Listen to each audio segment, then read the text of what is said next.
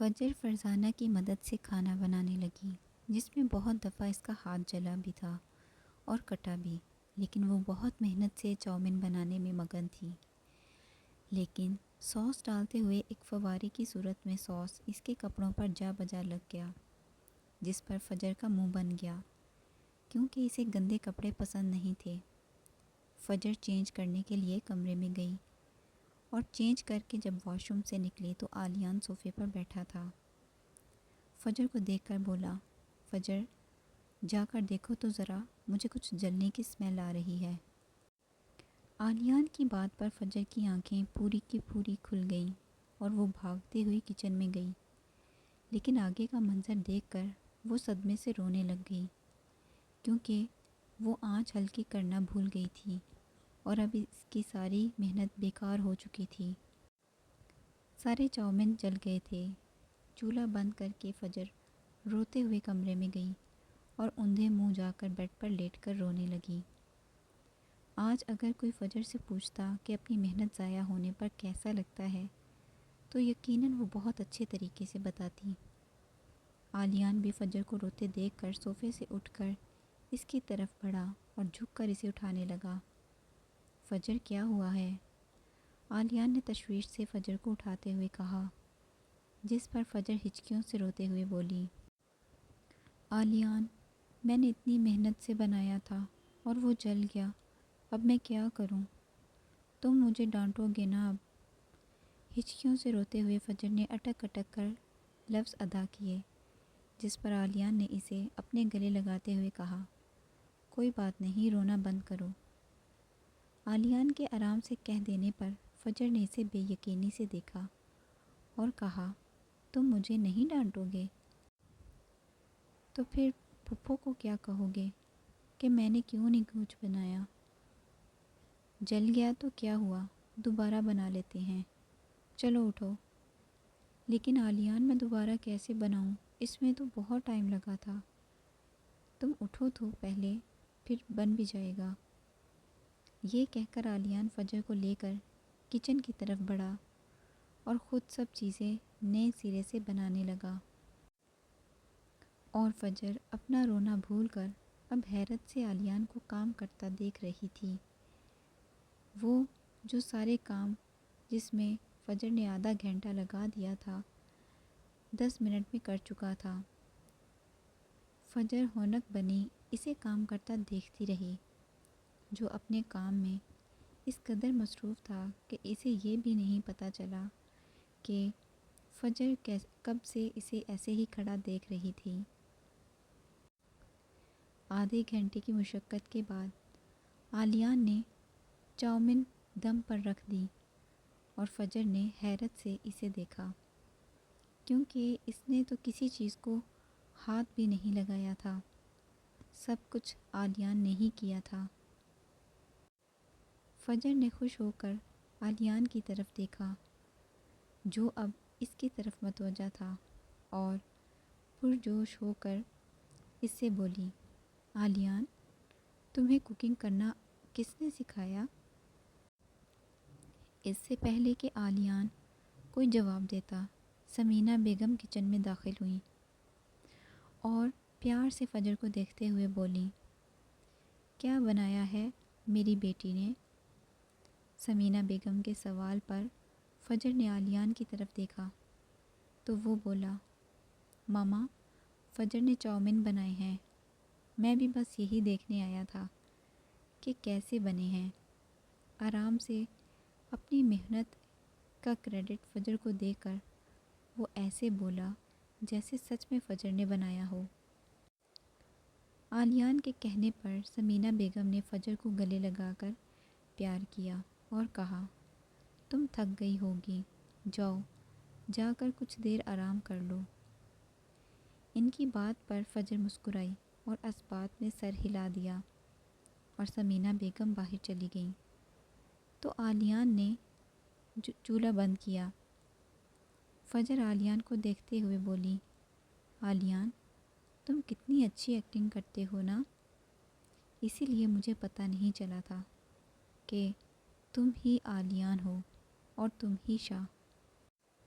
فجر سب کو یہی کہوں گا کہ یہ تم نے بنایا ہے، بھانڈا مت پھوڑ دینا پلیز۔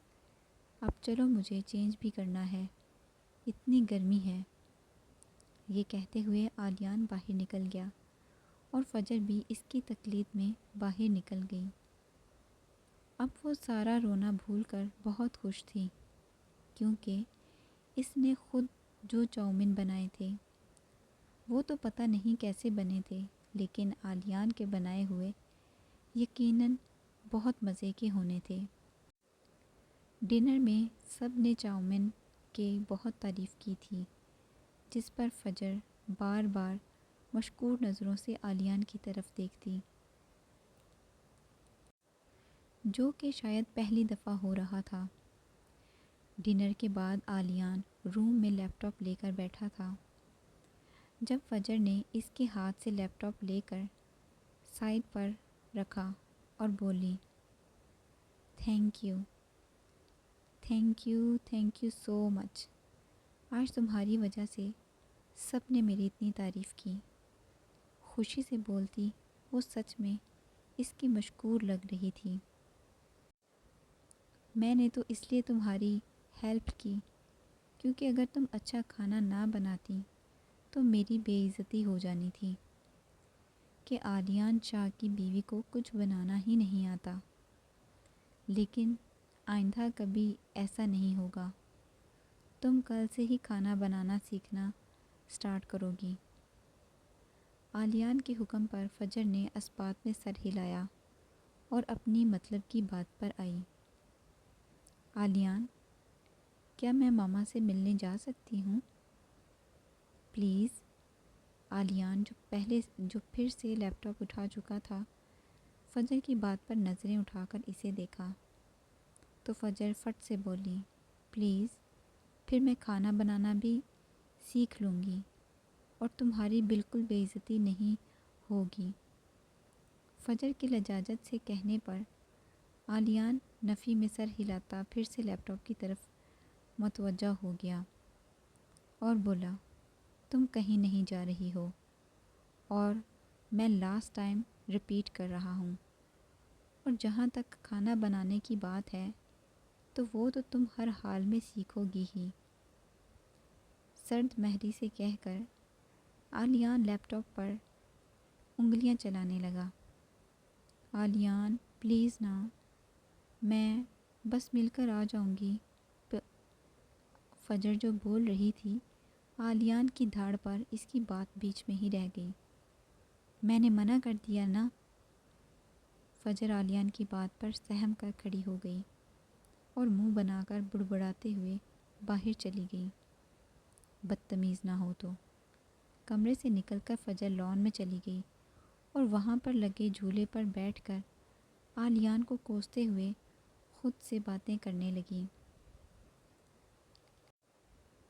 بدتمیز انسان، پتہ نہیں سمجھتا کیا ہے اپنے آپ کو، مطلب حد ہوتی ہے۔ میری ہیلپ کیا کر دی نواب صاحب کے تو پاؤں ہی زمین پر نہیں ٹک رہے۔ میں نے منع کر دیا نا فجر۔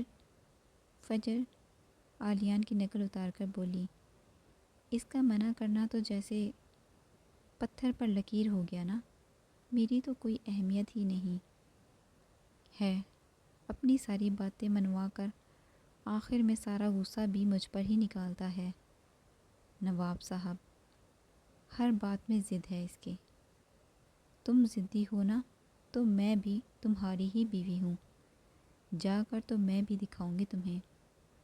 غصے میں سر جھٹک کر فجر اندر کی طرف بڑھی اور لینڈ لائن کے پاس کھڑے ہو کر لب کاٹتے ہوئے ادھر ادھر دیکھنے لگی کہ کہیں آلیان کہیں سے نمودار نہ ہو جائے۔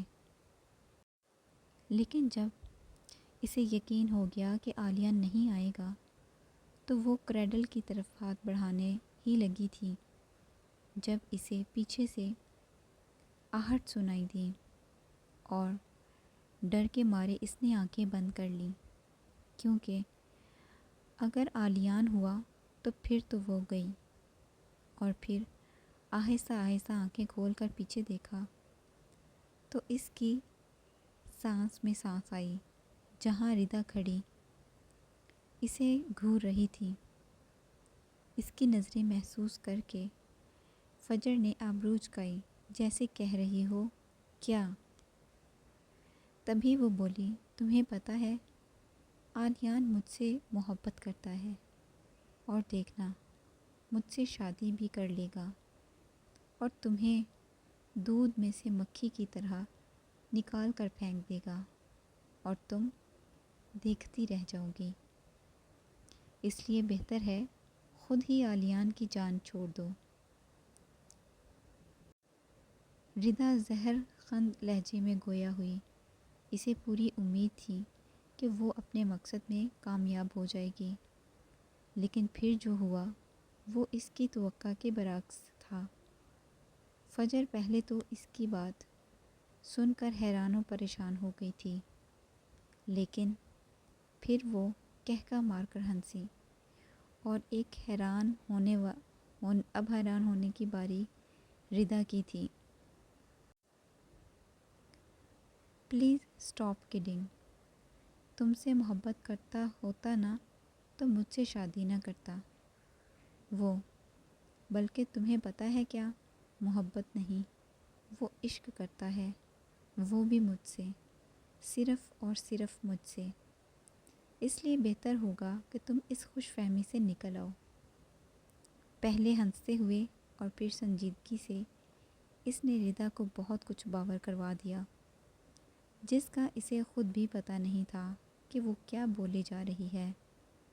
بس اسے اتنے حق سے اس کا آلیان کے بارے میں یہ کہنا پسند نہیں آیا تھا، اس لیے اس نے باور کروانا ضروری سمجھا تھا کہ آلیان پر صرف اس کا حق ہے،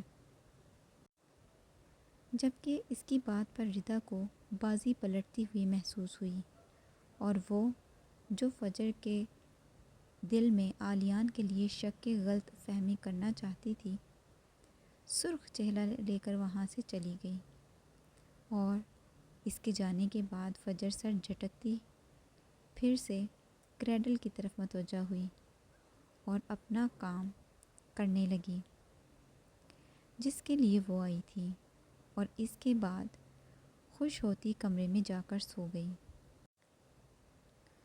پری جو آنکھیں بند کر کے بیٹھی تھی، سعد کی آواز پر اس نے آنکھیں کھولیں، جو کہہ رہا تھا کہ پری ایسی ٹھیک نہیں ہوگی، تم اٹھو، لان میں واک کرنے چلتے ہیں، فریش ایئر میں جاؤ گی تو بہتر محسوس کرو گی۔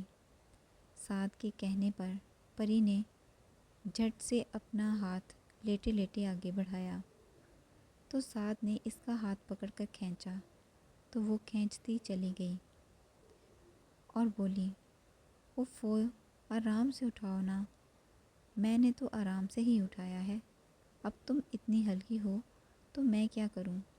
کندھے اچکا کر کہتا سعد اسے لیے لان کی طرف گیا۔ جب پری بولی، ویسے ڈاکٹرز اپنے پیشنٹ کو اپنے ساتھ واک پر تو نہیں لے کر جاتے؟ پری کی بات پر سعد مسکرایا اور بولا، کچھ دیر کے لیے میں شوہر بن گیا ہوں۔ اب وہ لان میں پہنچ چکے تھے جب سعد نے پوچھا، تمہارے پیپرز کب ہیں؟ بس ہونے والے ہیں، تمہیں پتہ ہے فجر بھی یونی نہیں آتی، اور اس کے بغیر میں بہت بور ہوتی ہوں۔ بتاتے بتاتے پری افسردہ ہو گئی، اور پھر کچھ یاد آنے پر سعد سے بولی، سعد تمہیں پتہ ہے کل کیا ہے؟ ہاں کل سنڈے ہے۔ اوفو، میں کہہ رہی تھی کہ ابھی پری کہہ ہی رہی تھی کہ سعد کے فون نے ایک بار پھر مداخلت کی تھی۔ سعد نے پاکٹ سے فون نکالا ہی تھا کہ پری کے ہاتھوں سے فون جھپٹ کر غصے میں بولی، میں بات کر رہی ہوں نا، تو تم یہ فون نکال کر کیوں کھڑے ہو گئے ہو؟ جب دیکھو تمہارے ہاتھ میں فون نظر آ رہا ہوتا ہے۔ غصے میں بولتے ہوئے پری نے اپنا ہاتھ اپنی کمر کے پیچھے کر لیا۔ پری پلیز دے دو نا، کوئی ضروری کال ہو سکتی ہے، سعد نے فون لینے کی کوشش کرتے ہوئے نرمی سے کہا۔ تو پری نے اپنا ہاتھ پیچھے کر لیا اور کسی ضدی بچے کی طرح نفی میں سر ہلاتے ہوئے بولنے لگی، پھر تم چلے جاؤ گے نا، میں نہیں دوں گی۔ ابھی پری کہہ ہی رہی تھی کہ سعد نے آہستہ سے آگے بڑھ کر پری کے ہاتھوں سے فون لیا اور بولا، میں رات تک آ جاؤں گا نا، پھر ساری باتیں کر لینا۔ پہلے بتاؤ کہ جا کہاں رہے ہو؟ سعد کی بات پر پری نے سوال کیا۔ دوست کے پاس جا رہا ہوں، جلدی آنے کی کوشش کروں گا۔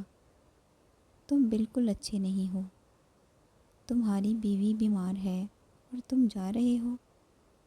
پری غصے میں بولی، جس پر سعد کو ہنسی آ گئی، جسے وہ بروقت دبا گیا اور بولا، میں آ جاؤں گا رات تک، پھر تم نے اپنی جتنی ذمہ داری کروانی ہے کروا لینا۔